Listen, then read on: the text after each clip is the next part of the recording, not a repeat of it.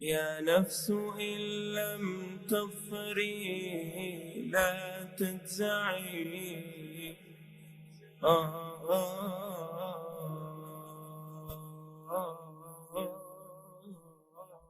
Allah subhanahu wa ta'ala alone is the only one who is worthy of praise, true praise, and Allah subhanahu wa ta'ala is the only one who has control of everything. Allah subhanahu wa ta'ala is the only one who created everything. Allah subhanahu wa ta'ala is the only one who we should all turn to. And He is the only one who fulfills our needs. He is the only one who provides the rizq for His creation.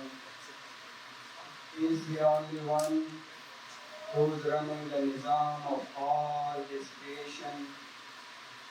He is the only one who was there when nothing was there. He is the only one that has not been created. Everything other than Allah is a creation. He is the only one who hasn't given birth to anything, nor was He given birth by anything. Allah subhanahu wa ta'ala is قُلْ هُوَ اللَّهُ أَحَدٌ اللَّهُ الصَّمَدُ لَمْ يَلِدْ وَلَمْ يُولَدْ وَلَمْ يَكُنْ لَهُ كُفُوًا أَحَدٌ. My brothers, it's easy said than done. We have the saying.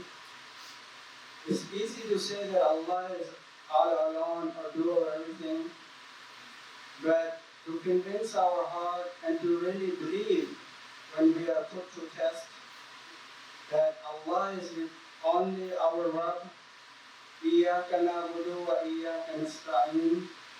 To Him alone we worship and from Him alone we seek help. This is, my brothers, require the true yaqeen in the heart. There's something inside of our body that is the heart, piece of flesh. If it is correct, the whole body will be correct. Meaning if it has correct yaqeen, if it has correct iman in it, all the actions coming out of us will be correct. Iman is something when it comes, everything else negative leaves. When the iman enters the heart, all of us have iman. When we say Allah is our Rabb, and when we say Shahada, Ashhadu an la ilaha illallah, Ashhadu anna Muhammadan Rasulullah. When we say La ilaha illallah, we all have iman in our heart because of this kalima. And to believe on this kalima, now the iman has to increase. Iman of makhluk, of us, insan, it goes up and down. It doesn't stay at one level. Sometimes we have the best of the iman, then we are very obedient to Allah subhanahu wa ta'ala. We are very careful what we say with our tongues. We are very careful of our actions because our iman is there, the strong iman is there. And we are able to control our tongues with tawfiq from Allah. Because my brothers, the tongue is something that many will enter Jahannam because of it.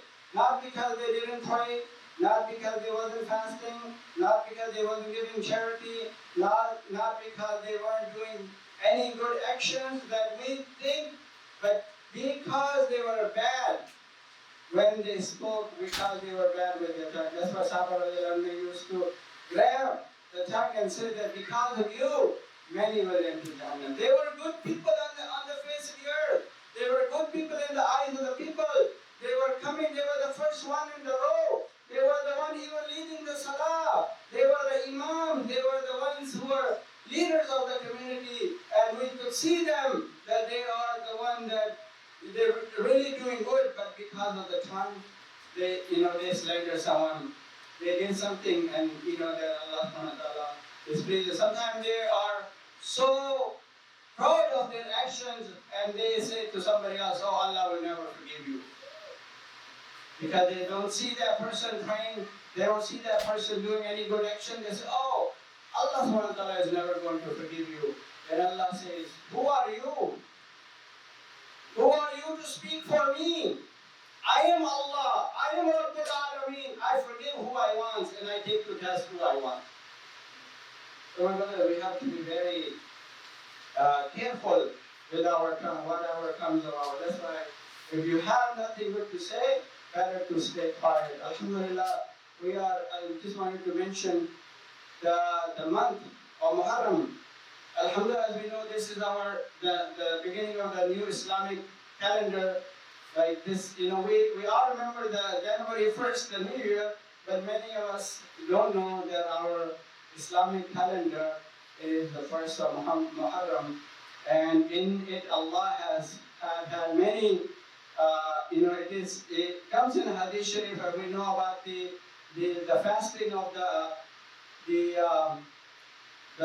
Ashura, the 10th of Muharram, which will be, inshallah, according to the calendar, Islamic calendar, will be the Monday, the 10th of this August. So Rasulullah Sallallahu Alaihi Wasallam, when he heard about the Jews fasting this day, because they until now they do fast. They used to fast because this was the day that Allah Subhanahu wa Taala gave Nijah and took Musa alayhi salam and his followers from the Pharaoh. When the famous story we know, when they parted the sea, and Allah Subhanahu wa Taala, when Musa and his followers are in the front, Pharaoh and his army are in the back. They're running behind them to take them to task, to catch them and kill them. They're running and they come to, that in front of them is the sea now, and then behind is the enemy. So they are, many of them thinking that we are now caught, the enemy will catch us. But Allah, Musa alayhi salam, said that وَلَا تَخَفْ وَلَا تَحْزَنْ إِنَّ اللَّهَ مَعِي. Don't be sad, don't worry, Allah is with me. Musa alayhi salam said, Allah is with me, my Allah is with me, and then Allah instructed him to put his asa, that his stick that he used to, remember the story of the stick when Allah said, throw the stick away, and then the stick became the snake. So he used to have this is also one of the things the Anbiya, they always, they all had the lahiya, they were shepherds, and one of the things also was that they carried the stick. So when he threw the stick at the sea, Allah subhanahu wa ta'ala opened the ways for them, for the 12 tribes of Bani Israel. So alhamdulillah.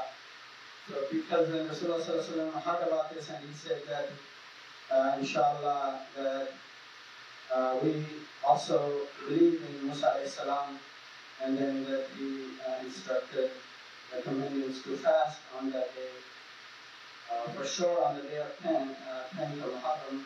But he also said that if I'm alive next year, subhanAllah, kind of like Allah subhanahu wa ta'ala was giving him hints, And he said, he could have said, inshallah, next year I'll add either the day before or after. But then his word went that if I'm alive, that I will also either add the fast the 9th and the 10th, or the 10th or the 11th, so that we don't resemble this was also one of the sifat of Rasulullah in the Sunnah time, that he would instruct or himself do things that do not resemble the Yahud and Nasara, the Jews and the Christians, even to the point where, when he used to comb his hair, also, he would comb the hairs differently. So this is something we also need to practice, that we don't blindly, sometimes we do things we don't know, but they resemble the Yahud and Nasara because of our lack of knowledge. We don't think we're doing anything wrong, but actually we are,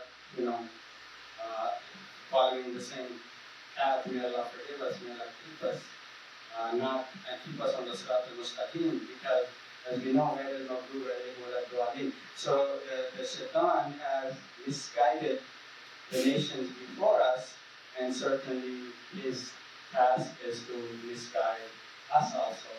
So that's why, therefore, we have to, when somebody tells you, if we are taking a journey, somebody tells you, don't go this path, don't take this path, it has a lot of, you'll be in trouble if you take this path. Or don't take this either, but take this path, So definitely, we've been told, that stay on the Sirat al-Mustaqim. Don't take the path that Yehud and Nasara took.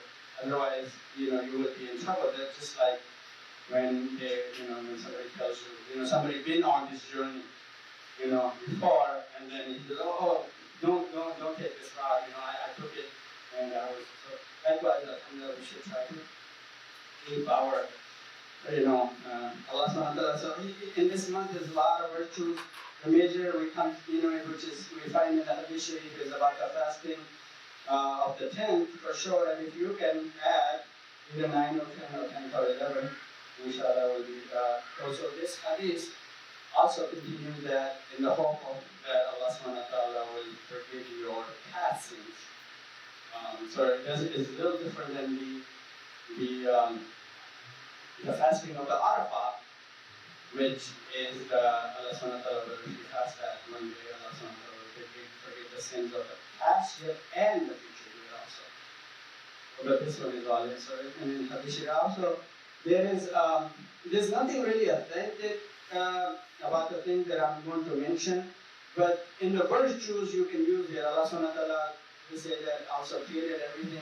He created the earth and the sky, everything in this month, or on maybe the blessed day of Jummah, or it could be on the 10th. So we don't, because there's no authentic proof, we don't want to label it. We can say generally that in this month, so that gives the virtue, the blessing of this month. And also, Adam alayhi salam was created, and then also, as we know, when he made the mistake, Allah forgave him also in this month after 40 years. SubhanAllah. When Adam alayhi salam was mentioning the virtues of Ummah to his progeny, and he was saying, look, I made a mistake, and Allah accepted my tawbah after 40 years. But Ummah Rasulullah, they make a mistake and they make tawbah, Allah accepted right away. The virtues of this Ummah are so many because of Rasulullah. And also, the Ibrahim alayhi salam, when he was put into the fire, that event also happened in this month.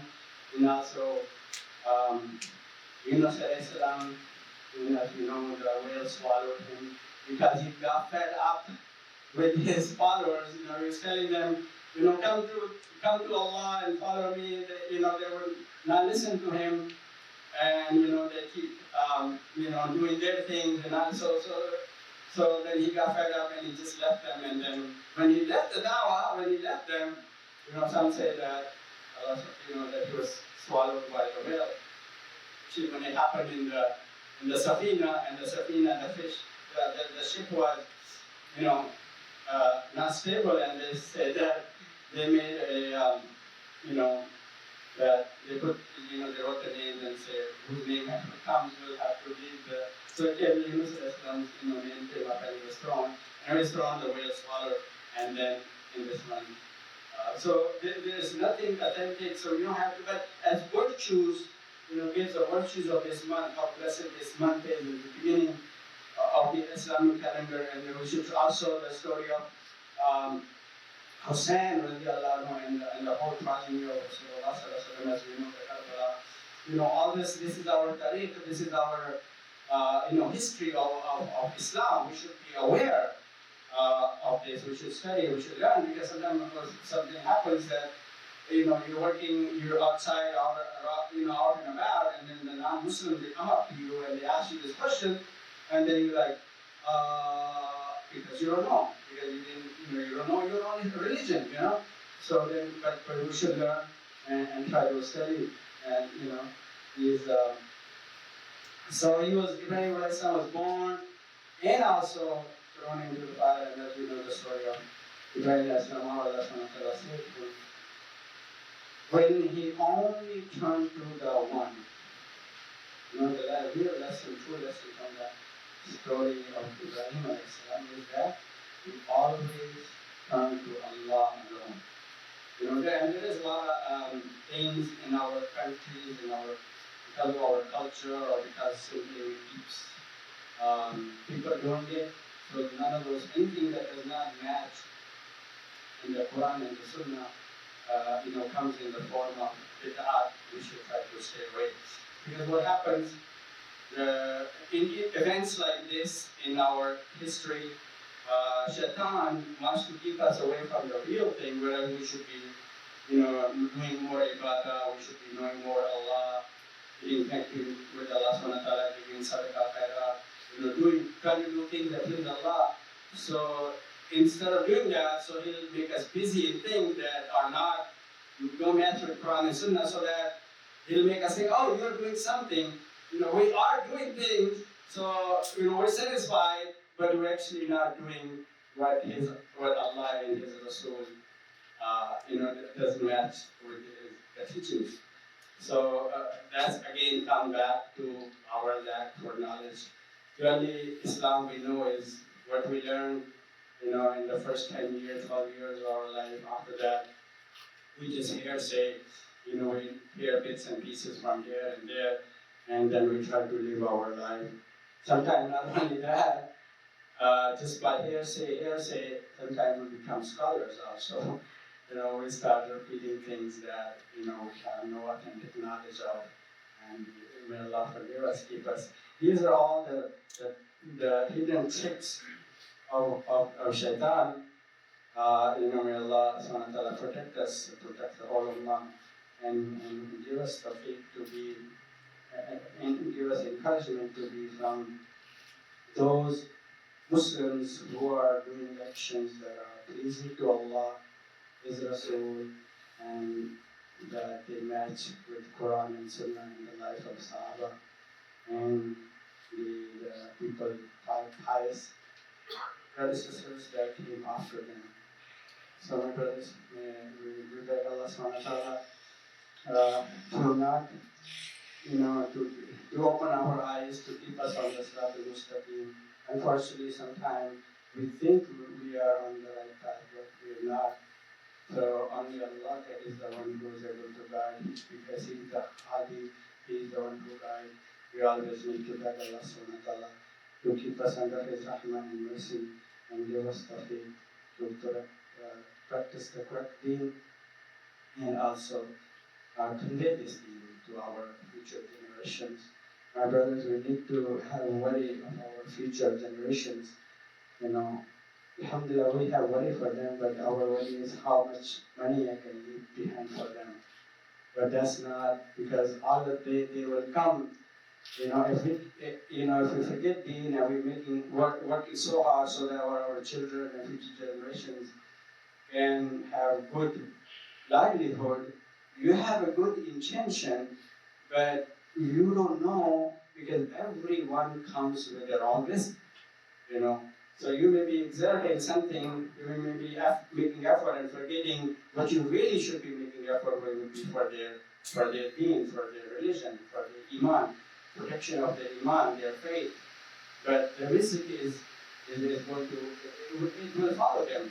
Even if you don't leave a penny for them, but if Allah has written riches for them, Allah will give them, because Allah subhanahu wa ta'ala is the one who gives. So may Allah give us particular courage. Assalamu alaikum wa rahmatullahi. Alhamdulillah. الحمد لله الذي بعث في الأميين رسولا منهم يتلو عليهم آياته ويزكيهم ويعلمهم الكتاب والحكمة وإن كان من قبل لفي ضلال مبين أشهد أن لا إله إلا الله وحده لا شريك له القوي المتين وأشهد أن سيدنا ومولانا محمدا عبده ورسوله سيد المرسلين صلى الله عليه وعلى آله وصحبه أجمعين. أما بعد فيا معاشر المسلمين اعلموا أن الله تعالى فضلنا أصول الدين في كتابه المبين وكملنا فروع بلسان رسوله الصادق الأمين واستنبت